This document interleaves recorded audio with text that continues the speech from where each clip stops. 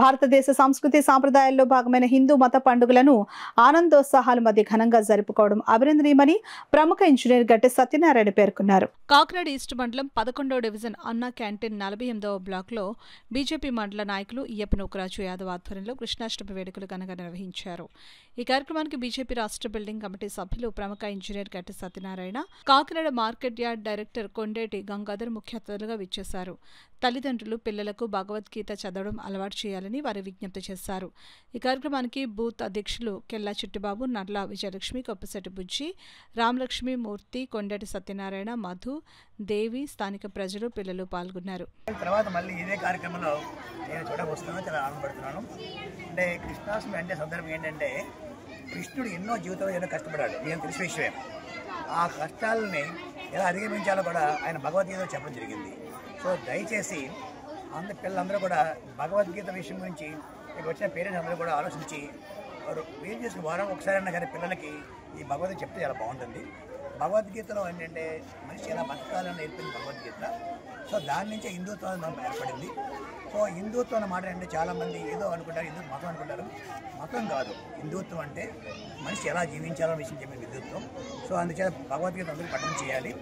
మరీ ముఖ్యంగా ఏంటంటే కృష్ణుడు ఒక మాట అన్నారు, ఎత్త గాయంతి మన భక్త తత్వ శిష్టం నారదు అన్నారు. అంటే దేవుడు ఎక్కడ ఉంటారో అని నారదు అడిగితే ఎత్ర గాయంతి మన భక్త తత్వ శిష్టామి అన్నారు. అంటే తత్ర శిష్టామి, ఎత్ర గాయంతి అంటే ఎక్కడైతే భక్తులను ఆరాధిస్తారో అక్కడ నేను ఉంటాను అని చెప్పారు అనమాట.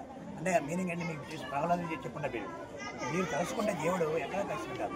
అది ఈ రోజు ఖచ్చితంగా మేము అందరూ ఉండాలని అనుకుంటూ ఈ కార్యక్రమం తలపెట్టిన మా నూకరాజు గారు టీం అందరినీ, మా బుజ్జి గారిని, అలాగే మా గంగాధర కూడా ఏరియా బాగా చేసుకుంటూ మిమ్మల్ని అందరినీ మోటివేట్ చేసుకుంటూ మీలో ఒక మంచి ఉద్భవిస్తూ మీ అందరూ కలెక్టివ్ ఉండాలని కోరుకుంటున్నారు.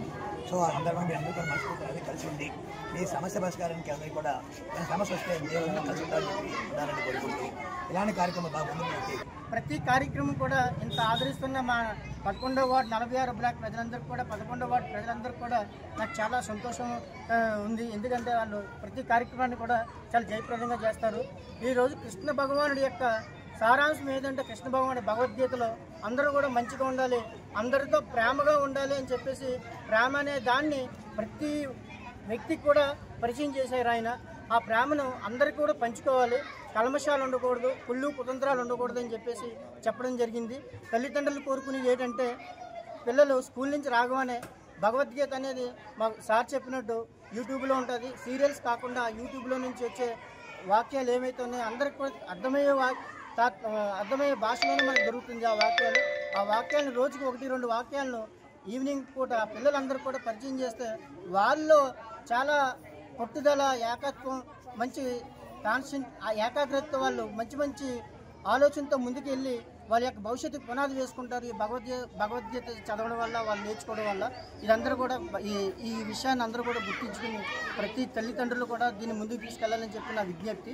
అలానే మీ అందరూ కూడా ఈ ఉట్టుకొట్టే కార్యక్రమంలో మా నూకరాజు గారు చాలా మంచి కార్యక్రమాన్ని చేపట్టారు. దానికి సహకరించిన